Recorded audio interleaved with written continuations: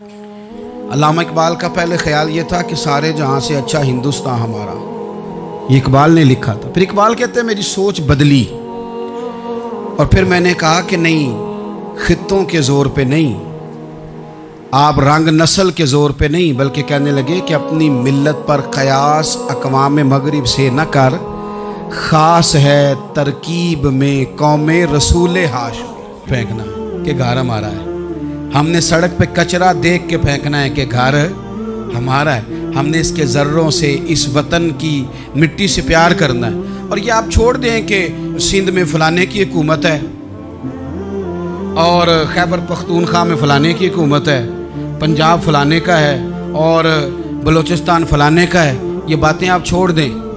خیبر پختونخوا بھی درویشوں کا ہے، حضرت بابا عبدالرحمن کا ہے، پیر عثمان کی شریف کا ہے خیبر پختونخوا، سندھ حضرت عبداللہ شاہ غازی کا ہے، اور پنجاب بابا فرید کا ہے اور داتا علی اجمیری کا ہے۔ پاکستان بنے گا تو وہاں حضور کا نظام نافذ ہوگا، جاگیردار کی اور غریب کی تفریق ختم ہوگی۔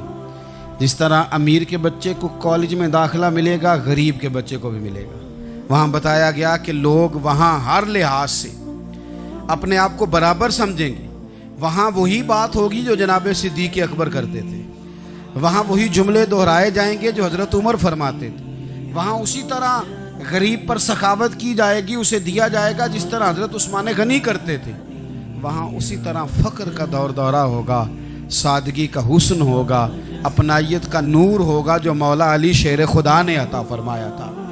اس سوچ کی بنیاد پر پاکستان بنایا گیا، اس سوچ کی بنیاد پر، جس کی بنیاد پر پاکستان بنا۔ بڑے ٹھنڈے دل سے میری بات کو سمجھیے گا، کوئی سیاسی پارٹی اب یہ بات نہیں کرتی۔ دو قومی نظریے کا معنی یہ تھا کہ ہندو الگ قوم ہے، مسلمان ایک الگ قوم ہے، ان کا رہنا سہنا، اٹھنا بیٹھنا، کھانا پینا الگ ہے، ہمارا اٹھنا بیٹھنا، کھانا پینا، سارے معاملات الگ ہیں، تہذیب و تمدن الگ ہے، لہذا ہمیں الگ سے خطہ چاہیے جہاں ہم اسلامی نظریات کے مطابق آزاد ہو کے اپنا وقت گزار سکیں۔ لیتے وقت بھی حضور کے غلام اور ووٹ دیتے وقت بھی نبی پاک صلی اللہ علیہ وسلم کے غلام۔ جب تک نظام نافذ نہیں ہوتا، نظام، یورپ کو آپ کی نماز سے تکلیف ہی کوئی نہیں تو نماز پڑھنے کے لیے مسجدیں بنانے کی اجازت دیتے ہیں، قرآن پاک جتنا مرضی آپ وہاں پڑھیں وہ اجازت دیتے ہیں، آپ زکاتیں دیں جتنی مرضی، وہاں سے لوگ چندے اکٹھے کر کے یہاں نہیں لے آتے، کریں جو مرضی۔